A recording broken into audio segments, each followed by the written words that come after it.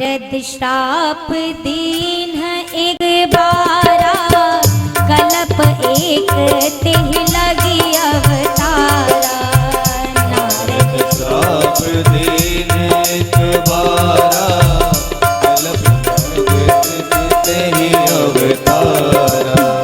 गिरिजा चकित भई सुनि बानी, गिरिजा चकित भई सुनि बानी। नारद विष्णु भगत पुनि ज्ञानी, नारद विष्णु भगत पुनि ज्ञानी। कारण कवन श्राप मुनि दीना, कारण कवन श्राप मुनि दीना। काय अपराध रमापति कीना, काय अपराध रमापति कीना। हिमगिरि गुहा एक अति पावनी, हिमगिरि गुहा एक अति पावनी। वह समीप सुरसरी सुहावनी, वह समीप सुरसरी सुहावनी। सुमिरत हरि श्राप गति बाधी, हरि श्राप गति बाधी। सहज विमल मन लागे समाधि, सहज विमल मन लाग समाधि। सीम की चापी सकई को तासु, सीम की चापी सकई को दासु। बड़े रखवार रमापति जासु, बड़े रखवार रमापति जासु। बड़े रखवार रमापति। भगवान शिव ने कहा, देवी एक बार आपके गुरुदेव ने श्राप दिया था, जिसकी वजह से भगवान का अवतार हुआ। मैया ने कहा, मेरे गुरुदेव ने श्राप दिया क्यों? वो तो ज्ञानी है, महामुनि है, उनका ही नाम जपते रहते, उन्होंने कैसे श्राप दे दिया? यहाँ पर भगवान शिव ने कहा, देवी ना तो इस संसार में कोई ज्ञानी है, ना ही कोई मूर्ख है। जेहि जस रघुपति करहि जब सो तस तेहि छन होई। भगवान जिसको जिस पल जैसा बना देते हैं, उस पल वो वैसा बन जाता है। नारद जी एक बार विचरण पे निकले, विचरण करते करते हिमालय के निकट पहुंचे। हिमालय के किनारे ही एक तट से गंगा जी प्रवाहित हो रही थी, अत्यंत रमणीक स्थान। नारद जी महाराज उस स्थान के प्रभाव में ऐसे आनंद में आए, बैठे और समाधि में खो गए, समाधि में लीन हो गए। अब आप कहेंगे तो इसमें आश्चर्य की कौन बात है? आश्चर्य की बात यह है कि नारद जी को श्राप मिला है राजा दक्ष का कि वो एक जगह पे टिक नहीं सकते, उनको गति करते रहना है। आपने अगर कभी टीवी सीरियल्स में भी देखा हो तो नारद जी महाराज हमेशा विचरण करते नजर आए हैं। आपको नारद बाबा की कुटिया आज तक नहीं दिखी होगी, क्योंकि वो गति करते रहते हैं। नारद जी महाराज समाधि में बैठे और जैसे समाधि में बैठे, इधर इंद्रदेव भयभीत हुए। क्यों?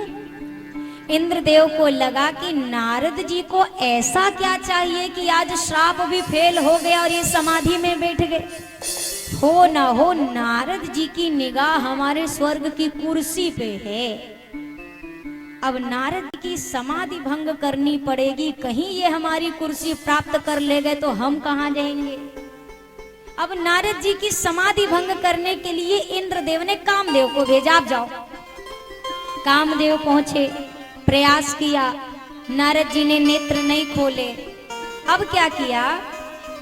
कामदेव ने अपनी हार स्वीकार कर ली, हाथों में माला ली, फूलों का हार लिया और नारद जी की जय जयकार करते हुए चले, जय हो नारद जी, जय हो नारद जी, अरे धन्य है आपकी तपस्या।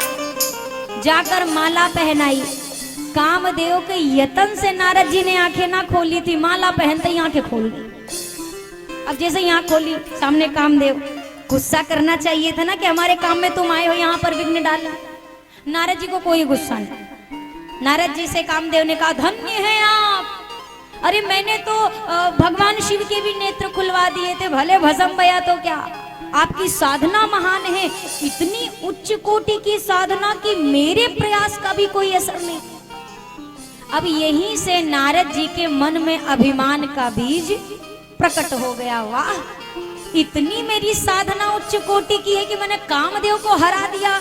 बड़े बड़े ऋषि मुनि नहीं हरा पाते, मैंने हरा दिया। कामदेव ने कहा, आपकी साधना वास्तव में धन्य है मुनिवर ना। और सबसे बड़ी बात देखो, आपने क्रोध भी नहीं किया मुझ पे, काम भी नहीं, क्रोध भी नहीं। नारद जी ने कहा, और एक बात सुनो, हमको इंद्र के कुर्सी का लोभ भी नहीं है। कामदेव ने कहा, आप में तो सारे भगवत तुल्य लक्षण हैं, काम क्रोध लोभ मोह कुछ नहीं आपके अंदर।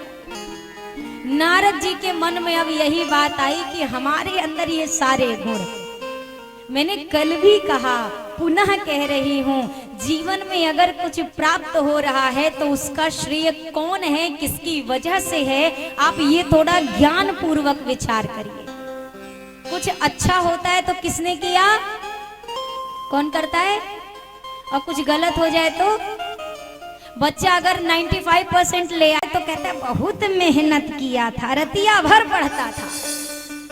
95% आ जाए तो बचवा मेहनत किया और कहीं फेल हो गया, पढ़ा तो था, भगवान ही को मंजूर नहीं था तो क्या करे। भगवान को दुनिया में कहाँ दूजा काम, बेटवा को पास करें, बेटवा को फेल करें, और कहाँ कोई सृष्टि में काम है। मेरी बात को आप ध्यान से सुने, जीवन में एक स्वभाव बनाइए, जो अच्छा हो रहा है वो मेरे प्रभु की कृपा है। अगर कुछ गलत है, हालांकि जीवन में हमारे लिए कुछ गलत हो, भगवान वो नहीं करेंगे, आपको उसका लाभ आज नहीं दिखेगा, आने वाले किसी समय में दिखेगा, पर जो होगा अच्छा होगा। अगर आपको लगता है कुछ गलत है तो ये समझिएगा, इसमें कहीं ना कहीं मेरे कर्मों का दोष है।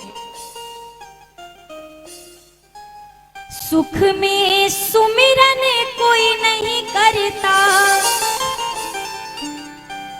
मनुष्य का स्वभाव क्या है, लाख यत्न करता है लेकिन याद कब आती है भगवान की, कब याद आती है, सुख में भगवान की ज्यादा याद आती है कि दुख में, बोलिए बोलिए। अभी 19 को ना फाइनल मैच कब था, 19 को था ना, मैंने भी देखा था, हालांकि मुझे कोई रुचि नहीं है, पर उस दिन देखा। लगभग 5 से 5.5 करोड़ लोग लाइव देख रहे थे मैच। जितने स्टेडियम में नजर आ रहे थे वो भी फिंगर क्रॉस किए। ये भी उनकी मान्यता है, क्या पता उंगली टेढ़ी करने से होता ही नहीं है भगवान ने। जितने भी लोग थे जिसने कभी भगवान को नहीं याद किया वो भी ऐसे करके एक आउट और भगवान।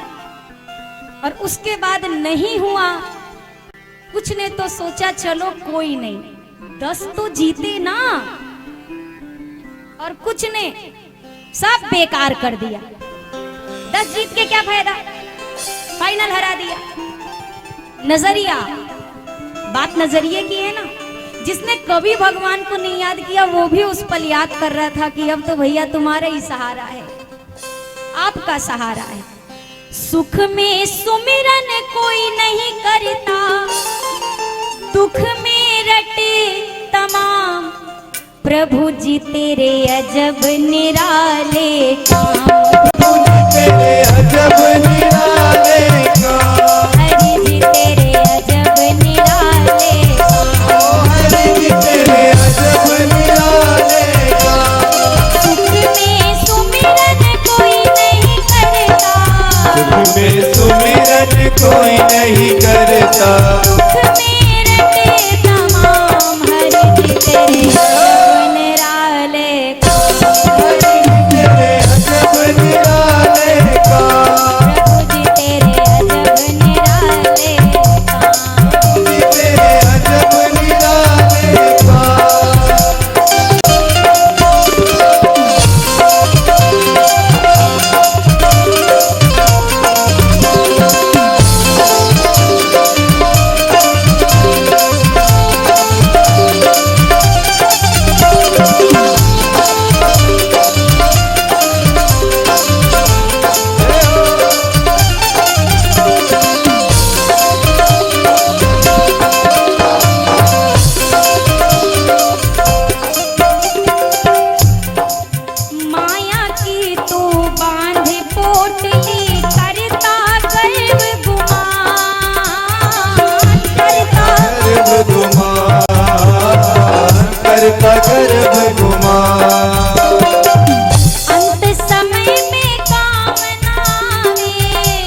समय में काम न आवे, अंत समय में काम न आवे, समय में काम न तू आवे। ना समझे इंसान प्रभु जी तेरे निराले काम। प्रभु जी तेरे अजब निराले काम, प्रभु जी तेरे अजब निराले काम।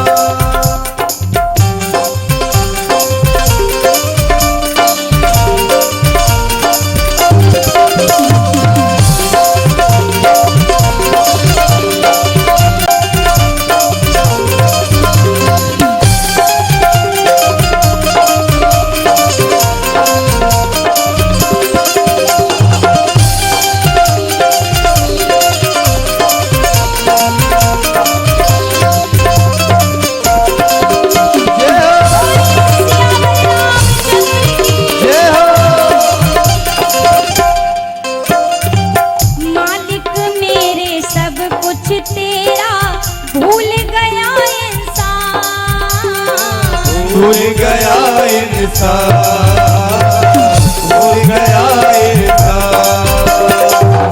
तेरा तुझसे पाकर के ही, तेरा तुझसे पाकर के ही, तेरा तुझसे पाकर के ही, तेरा तुझसे पाकर के ही।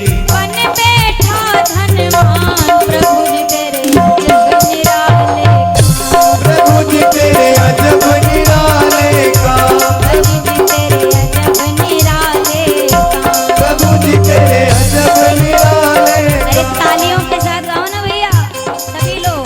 हरि जी तेरे अजब निराले अजब निराले काम। जय हो,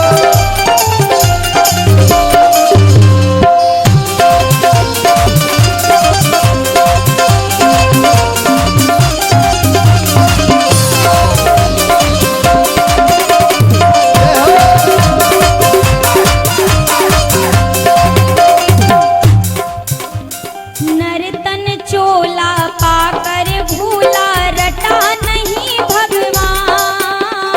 रटा नहीं भगवान, रटा नहीं भगवान। पल से पल में क्या हो जाए, पल से पल में क्या हो जाए, पल से पल में क्या हो जाए, पल से पल में क्या हो जाए। ना जाने इंसान प्रभु जी तेरे अजब निराले। प्रभु जी तेरे अजब निराले काम।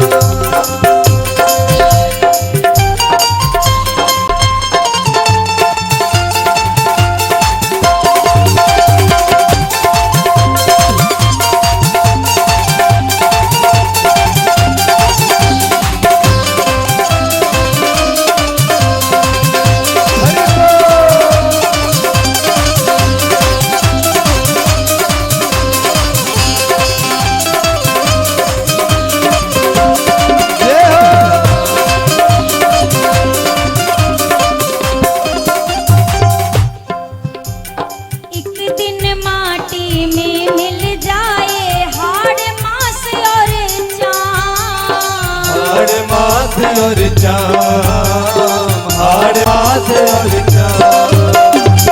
झूठी काया झूठी माया, झूठी काया झूठी माया, झूठी काया झूठी माया, झूठी काया झूठी माया। सच्चा प्रभु तेरा नाम, प्रभु जी तेरे निराले का प्रभु जी तेरे अजब निराले का। सुख में सुमिरन कोई नहीं करता, सुख में सुमिरन कोई नहीं करता, सुख में सुमिरन कोई नहीं करता, सुख में सुमिरन कोई नहीं करता। दुख में रटे तमाम प्रभु जी तेरे, हरि जी तेरे, प्रभु जी तेरे, प्रभु जी तेरे, जोर से गाइए, हरि जी तेरे। आप सब लाइव इस समय हो, देख रहे हैं, का सोचेंगे? हमारी ना सोचो, अपनी तो सोचो। हरि जी तेरे अजब निराले, प्रभु जी तेरे,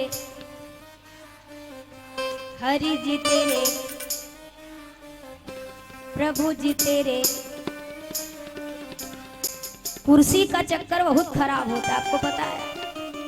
कुर्सी पे जाते इंसान भुला जाता है कि क्या करने आए थे, आप सब भी भुला गए। गाइए, सब गाइए। प्रभु जी तेरे अजब निराले, हरि जी तेरे। दोनों हाथ ऊपर करिए, आज एक को बांधने की है। दोनों हाथ, सब लोग करिए, सब लोग पूरे हाथ ऊपर करिए, सभी लोग करिए।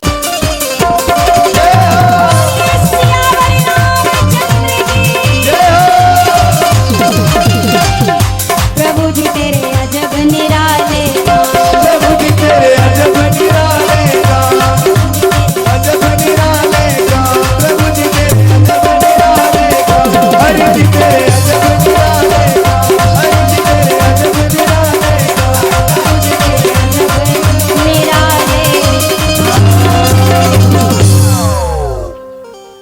हरि जी तेरे अजब निराले। दुख में सुमिरन सब करे, पर सुख में करे न को। जो सुख में सुमिरन करे, तो दुख काहे को। आराम की तलब है तो एक काम कर, आराम की शरण में और राम राम। आराम में पहले ही आ शब्द है, बाद में राम शब्द है। जीवन में राम आएंगे तो आराम अपने आप आएगा। श्री नारद जी महाराज को अभिमान हो गया है कि ये जो मैंने कामदेव को हराया, ये प्रभु भजन का प्रभाव नहीं है, ये मेरे बल से हुआ है। अब नारद जी पहुंचे एक बार भगवान शिव के पास। जैसे ही भगवान शिव ने देखा, सोचा नारद जी आए हैं, आज चलो बढ़िया चकाचक राम कथा होगी। और जैसे ही नारद जी बैठे, नारद जी से पूछा, और देवर्षि बहुत दिन बाद आए। नारद जी ने पूरी काम कथा वाचनी शुरू की। क्या करें, तपस्या में बैठे थे, कामदेव आया, प्रयास किया, हार गया, चला गया। भगवान शिव ने विचार किया, आज ये नारद जी कौन सा वाला चैप्टर पढ़ के आ गए, ये कौन सा अध्याय है।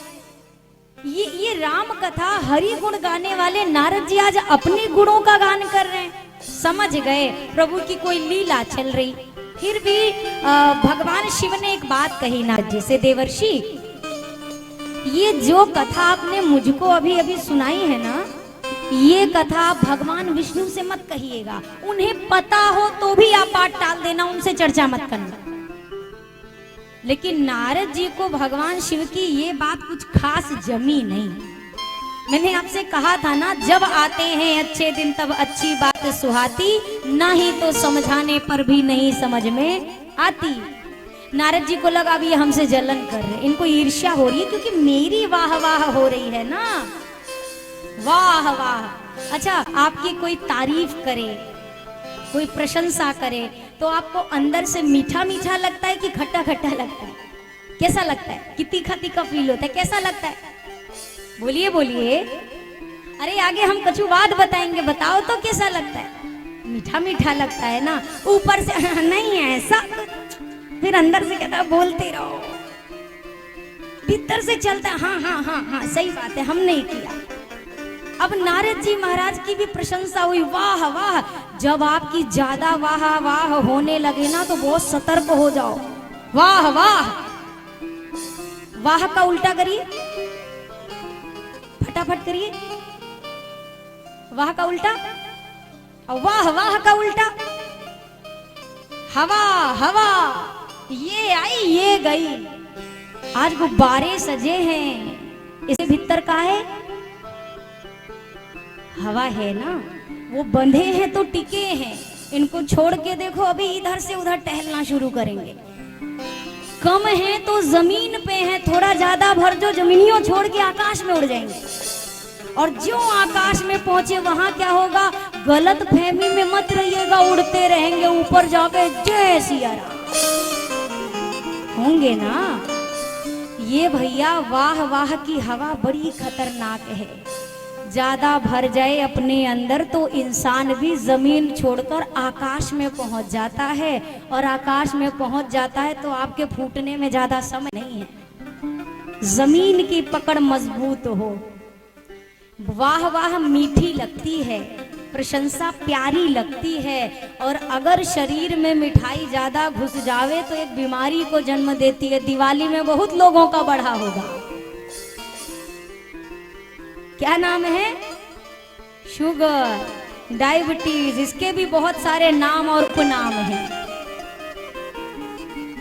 तो समझिएगा, इस प्रशंसा के डायबिटीज से बचने का एक ही इसका एंटीडोज है, और उसका नाम है राम राम राम राम राम राम राम। जितनी बड़ाई सामने हो आप भीतर में नाम चालू कर दीजिए, बस मन में राम राम जपिए, सामने वाला लाख तारीफों के पुल बांधे, आप बस सारा फोकस राम, सिया राम, जय राम। जिसके आप भक्त हो, जिसको अपना मानते हो, उसके नाम को आप सतत जपते रहिए। नहीं, वास्तव में मानिए, सामने वाला प्रशंसा करके चला जाएगा, आपका सगरों मटिया मेट हो जाएगा, क्योंकि आपके मन में ये गुरूर आएगा कि मैंने किया, मेरी वजह से हुआ। नारद जी की एक छोटी सी भूल, मेरी साधना के बल पे कामदेव हार गया। अब नारद जी महाराज आनंद में, भगवान शिव ने कहा था मत जाइएगा, लेकिन नारद जी को लगा ऐसे कैसे नहीं जाएंगे, जाना है।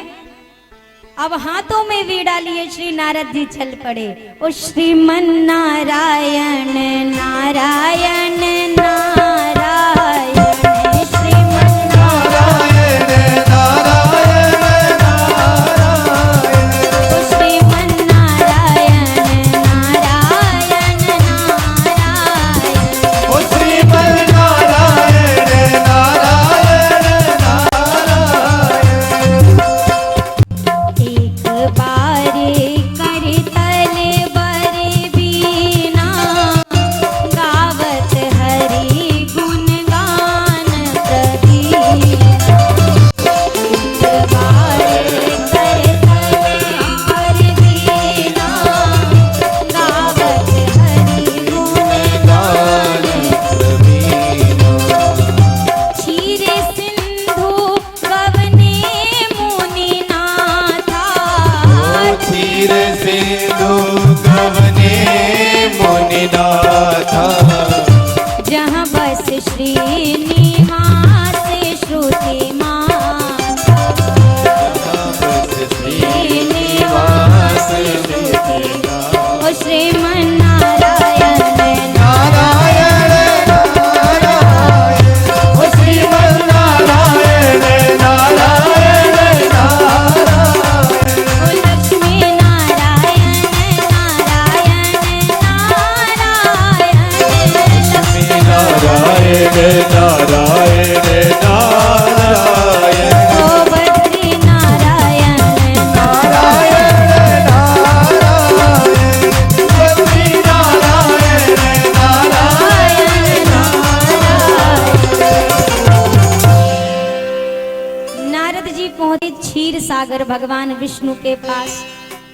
बहुत दिनों के बाद अगर आपका बच्चा कहीं से आए तो पिताजी क्या ये इंतजार करेंगे कि पहले बेटवा पास आए, पैर छुए, उसके बाद हम हाल चाल लें? पिता दौड़ कर जाएगा, पहले बच्चे को गले से लगाएगा, उसके बाद तो जो औपचारिकता है वो होती रहेगी। नारद जी बहुत दिन बाद आज आए हैं भगवान विष्णु के पास, क्योंकि समाधि में थे। अब जैसे नारद जी को देखा ठाकुर जी बड़े प्रसन्न हुए, भगवान स्वयं आसन से खड़े हुए, आगे बढ़े और नारद जी को गले से लगाया। ये क्या है? ये भगवान का भक्त के प्रति प्रेम है। लेकिन नारद जी को इस समय ये सब नहीं समझ आ रहा। नारद जी के अंदर कोई और चिड़िया बोल रही है। अब नारद जी को क्या लग रहा है? हाँ, लग रहा है उड़ती उड़ती खबर आ चुकी है कि अब हम पहले वाले नारद नहीं हैं। भगवान कभी तो उठ के नहीं आए, आज खुद आसन छोड़ के आए। अच्छा, इतना ही नहीं, भगवान विष्णु ने नारद जी अलग आसन पर बैठने जा रहे थे। भगवान ने कहा नहीं नहीं नहीं, आज आप मेरे बगल बैठो। अब तो नारद जी का जो थोड़ा सा एक शंका थी मन में, अब वो पूरी पक्की हो गई बात की पक्का भगवान को पता चल गया है कि नारद जी अब पहले वाले नहीं। तभी तो अपने बगल बिठाया। अब भगवान ने, नारद जी सोच रहे हैं बात शुरू कहां से करूं। तब तक भगवान ने कहा, और देवर्षि इतने दिनों बाद कैसे आए, कहां व्यस्त थे। नारद जी को मिल गया मौका, पूरी कथा सुना दी। क्या करे भगवान, प्रभु फुर्सत नहीं थी। जैसे पूरी काम कथा सुनी, भगवान मन ही मन मुस्कुराए कि भक्त के हृदय में अभिमान का बीज जन्म ले चुका है। लेकिन फिर भी भगवान ने और नारद जी की प्रशंसा की। अब नारद जी महाराज जब जाने लगे, अब भगवान से मैया ने कहा, माँ लक्ष्मी ने, प्रभु अब आप क्या करेंगे। भगवान ने कहा, भक्त के मन में, भक्त के शरीर में एक बीमारी पनपी है तो बीमारी का इलाज करूंगा। मैया ने कहा, अगर बीमारी का इलाज ही करना था तो आपने उस बीमारी को और प्रशंसा करके बढ़ाया क्यों है, क्यों बढ़ाया तारीफ करके, और उनके अभिमान को क्यों आपने ऊपर किया, क्यों ऊंचा किया। ठाकुर जी ने कहा, देवी अब आप जरा सा इसको इस अर्थ से समझिए, जैसे कोई एक फुंसी हो जाए, कोई एक फोड़ा, जैसे ही हो आप डॉक्टर के पास जाइए, डॉक्टर को दिखाइए, कहिए कि ये फोड़ा हो गया है मेरे हाथ में, छोटा ही है अभी। तो डॉक्टर साहब कहेंगे, देखो अभी छोटा है, सूखने वाली दवा खा लीजिए, यहीं की यहीं बैठ जाएगी, आगे नहीं बढ़ेगी। अगर आप दवा ना खाएं तो क्या होगा, बढ़ेगा ना। अच्छा, दवा नहीं खाई गई, बढ़ गया। अब आप डॉक्टर के पास जाएंगे तो डॉक्टर क्या कहेगा, पहले पूछेगा ना आपने दवा ली थी कि नहीं ली थी। आप कहेंगे नहीं ली थी, तो डॉक्टर कहेगा कि अरे दवा लेनी चाहिए थी। डॉक्टर ने, आप कहोगे डॉक्टर साहब अब इसको बैठा दो ना, इसको कोई दूसरी वही वाली दवा दे दो, मैं खा लूं, ये यहीं पर बैठ जाए। तो डॉक्टर साहब कहेंगे, भैया अब ये फोड़ा इतना छोटा नहीं है कि बैठ जाए।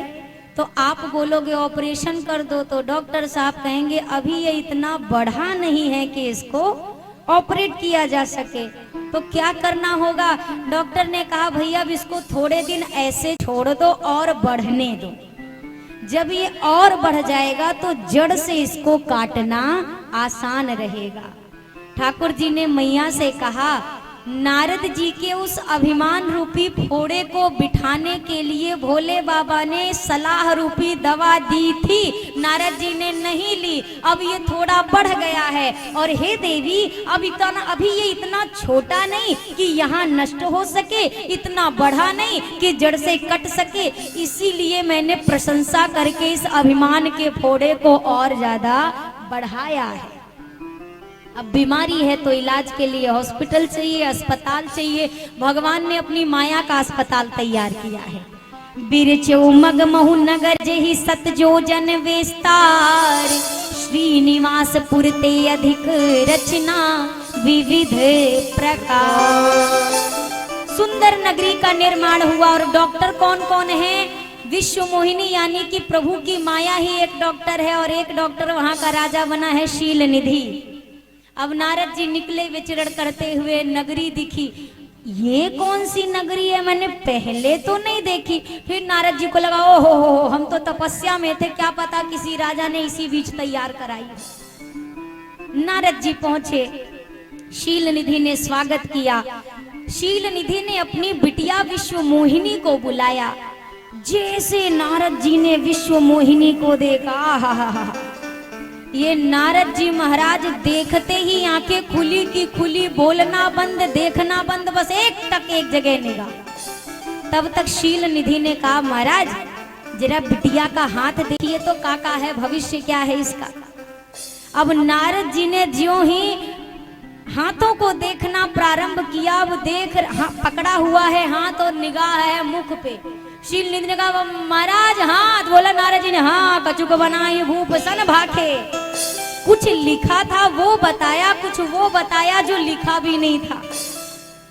अब नारद जी महाराज मन में सोचने लगे, सर्वगुण संपन्न कन्या है और सर्वगुण संपन्न मैं हूं, तो हमारी जोड़ी से अच्छी जोड़ी और कहां मिलेगी, काहे ना हम ही विवाह कर लें। नारद जी कुर्सी छोड़ के खड़े हो गए। शील निधि ने कहा अरे अरे रुक जाइए, कल ही तो बिटिया का स्वयंवर है, कल आशीष दे दीजिएगा फिर चले जाइएगा। अब शील निधि को क्या पता कि नारद जी तो वर वधू को आशीर्वाद लेने वाली लाइन में आने का विचार बना चुके हैं, देने वाले में नहीं। नारद जी ने कहा नहीं नहीं कुछ काम है, हम कल फिर आएंगे। अब नारद जी बाहर आए, यही नारद जी अभी अभी कह रहे थे काम को हरा दिया, काम को हरा दिया। अब नारद जी की स्थिति देखिए, बाहर आए, हा विधि मिलई कवन विधि वाला, जब तप कछु न होई यही काला।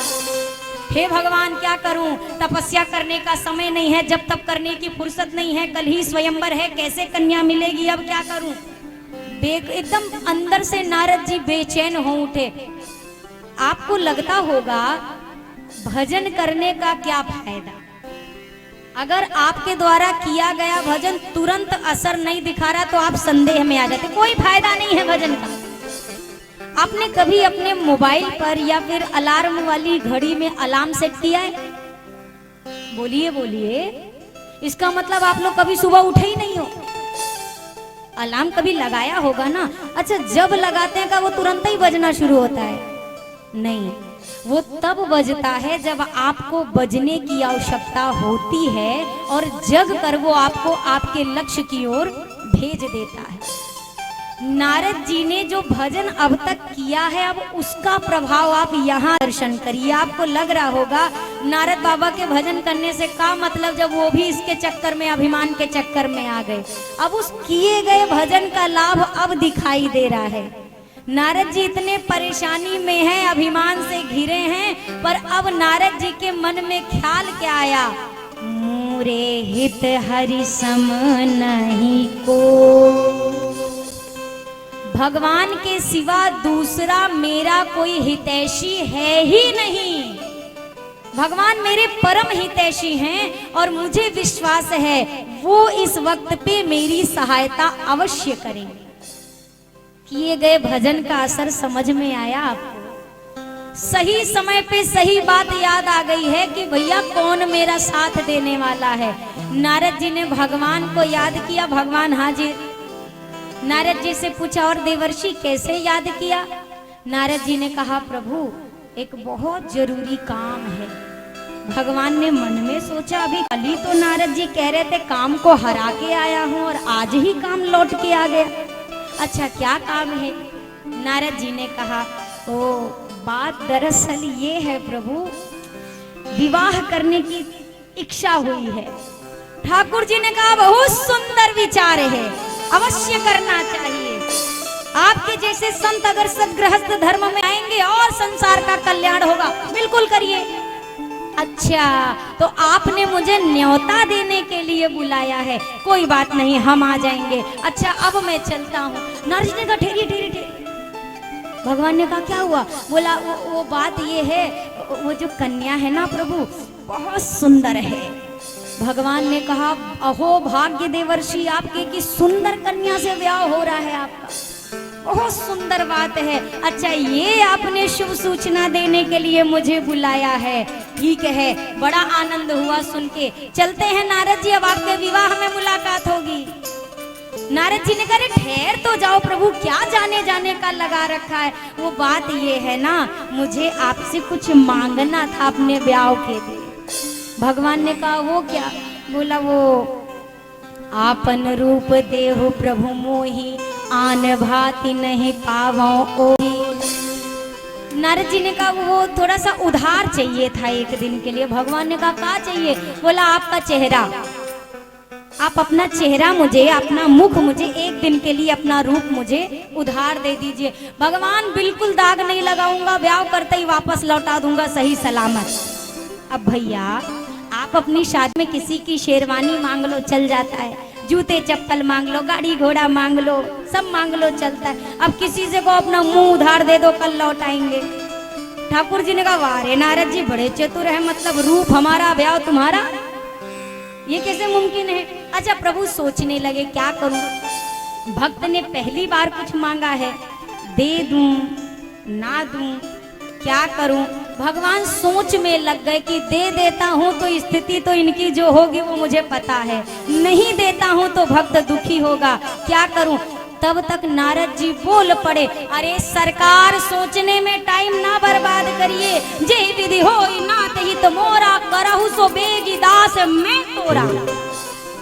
एक वाक्य ने नारद जी की पूरे जीवन को बचा लिया। प्रभु जिसमें मेरा हित हो वो कर दो, देर मत करो, मैं आपका दास हूँ। भगवान ने कहा बच गए नारद जी, ये लाइन नहीं बोलते तो फंस जाते, जिंदगी भर के लिए फंसते। अब मैं वो नहीं करूंगा देवर्षि जिसमें आपका हित है, मैं वो करूंगा जिसमें परम हित है। और नारद जी का परम हित भगवान को किसमें नजर आया? सुंदर बनाने में नहीं, बंदर बनाने में नजर आया। भगवान ने नारद जी को बंदर का मुख दे दिया। अच्छा, नारद जी को ये लग रहा है कि हम बिल्कुल विष्णु भगवान की तरह सुंदर लग रहे हैं। सभा में पहुंचे अगले दिन स्वयंवर में, वहां भी सब खड़े हो गए। क्यों? क्योंकि संत आए हैं, सबको वो नारद जी ही दिख रहे हैं। जब सब खड़े हो गए तो नारद जी लग रहा पक्का हम विष्णु भगवान ही लग रहे हैं, इसीलिए तो सब खड़े होके सम्मान कर रहे हैं। भगवान शंकर के दो गढ़ भी नारद जी के पीछे लगे थे। जरा देखे तो नारद जी आगे करते क्या क्या है। अब स्वयंवर प्रारंभ होने वाला है, अब दर्शन करो। नारद जी आए और पहले नंबर की पहली कुर्सी पकड़ी और बैठ गए, और इनके ठीक पीछे भगवान शंकर के दोनों गण बैठ गए। नारद जी ने सोचा हमसे सुंदर कोई है ये नहीं है, तो काहे को विष्णु मोहिनी पूरे सभा में चक्कर मारे, पहली कुर्सी पे आएगी, माला डालेगी, स्वयंवर समाप्त, बात खत्म। अब नारद जी बैठे हैं, पीछे दो जो शिवगढ़ हैं उन्होंने चर्चा शुरू की। एक गढ़ ने कहा आहा क्या सुंदरता है, अलौकिक। दूसरे वाले ने कहा कौन वाला राजकुमार सुंदर है? तब तक पहले ने कहा पहले नंबर की कुर्सी वाला, अरे देखो क्या अलौकिक सुंदरता, अरे हम तो कहते हैं बाकी वालों को चले जाना चाहिए, इनको छोड़ के कौन माला पहनेगा। अब नारद जी को लगा पक्का हम बहुत सुंदर लग रहे हैं। तब तक विश्व मोहिनी आई, हाथ में माला ले। विश्व मोहिनी को नारद जी का दिखाई दिया, मरकट बदन भयंकर देहि, देखत हृदय क्रोधवाते ही। बानर भी नहीं नजर आया, मारने काटने वाला मरकट नजर आया। विश्व मोहिनी ने पूरी लाइन छोड़ दी और सीधा आगे गई। इसी मध्य में क्या हुआ, भगवान विष्णु आए। विश्व मोहिनी ने प्रभु की माया ने प्रभु को माला डाली और सरकार दुल्हन ले गए लक्ष्य निवासा। सरकार दुल्हन लेके चले गए। नारद जी सोचने लग रही कुर्सी पे हम ठीक से दिखे नहीं विश्व मोहिनी को, दूसरी कुर्सी पे जाते हैं। शिवगढ़ों ने कहा महाराज अब कुर्सी बदलने से कछु नहीं होगा, अपना मुंह बदलना पड़ेगा आपको। श्राप दिया, संतों के साथ मजाक करते हो, जाओ दोनों के दोनों राक्षस हो जाओगे। अब इधर नारद जी सोचने लगे इतने सुंदर मुंह पे माला नहीं मिली, क्यों नहीं मिली। सरोवर में जाकर मुख देखा, आप तो क्रोध से आग बबूला। दई हूं श्राप के मरी हूं जाए, आज तो या विष्णु को श्राप दूंगा या अपने प्राण दे दूंगा। जगत में मेरा उपहास किया, आज छोड़ने वाला नहीं हूं। क्रोध से भरे नारद जी चल पड़े। अब इधर थोड़ी दूर पहुंचे थे, भगवान चाहते तो अपने लोक पहुंच जाते। भगवान नारद जी को बीच रास्ते में ही मिले, बीच ही पंथ मिले धनुजारी, संग रमा सोई राजकुमारी। नारद जी को बीच रास्ते में ही मिल गए और भगवान मुस्कुरा के कह रहे क्या हुआ नारद जी, कुछ खो गया है क्या? अब नारद जी ने दृष्टि उठाई, ये राजकुमारी इनके साथ, इधर लक्ष्मी बैठी हैं, इधर विश्व मोहिनी बैठी और बीच में ठाकुर जी बैठे। अब तो नारद जी का क्रोध सातवें आसमान पे एक विवाह करना चाहा, वो भी नहीं होने दिया। कपटी हो, नारद जी ने शुरू किया, कपटी हो, छलिया हो, जानता कभी से था पर बोला नहीं। आज अच्छे घर में बहना भेजा है, नारद तुम्हें ठीक करके रहेगा। मेरे साथ उपहास किया, बानर का मुख देकर जगत हंसाई कराई। श्राप देता हूँ तुम्हें, जो रूप लेकर मुझे ठगा है वही रूप लेकर धरती पर आना होगा। मैं विश्व मोहिनी का वियोग सह रहा हूँ, आपको अपनी भार्या का वियोग सहना होगा। मेरी वानर की आकृति बनाई है, वानर ही आपकी सहायता करेंगे। श्राप दिया, भगवान ने श्राप को शिरोधार्य किया। और क्या किया प्रभु ने, तब हरि माया दूर निवारी, नहीं तहाँ रमान राजकुमारी। माया का पर्दा प्रभु ने हटा दिया। अब ना कोई विश्व मोहिनी है, ना लक्ष्मी मैया है, सामने नारद बाबा खड़े हैं, इधर भगवान खड़े हैं। नारद जी चरणों में गिर गए, बोला प्रभु मैंने श्राप दिया, मेरा श्राप झूठा हो जाए, मृषा हो मम श्राप कृपाला। ठाकुर जी ने कहा श्राप भर नहीं दिया, आप तो बैंड बाजा लेके विवाह करने निकल गए थे। अरे प्रभु क्षमा, गलती मैं और विवाह मेरी मति मारी गई थी, क्षमा करो प्रभु। ठाकुर जी ने कहा आपकी कोई गलती नहीं, मम इच्छा, ये सब मेरी इच्छा से हुआ है। नारद जी से कहा जपहु जाई शंकर सतनाम।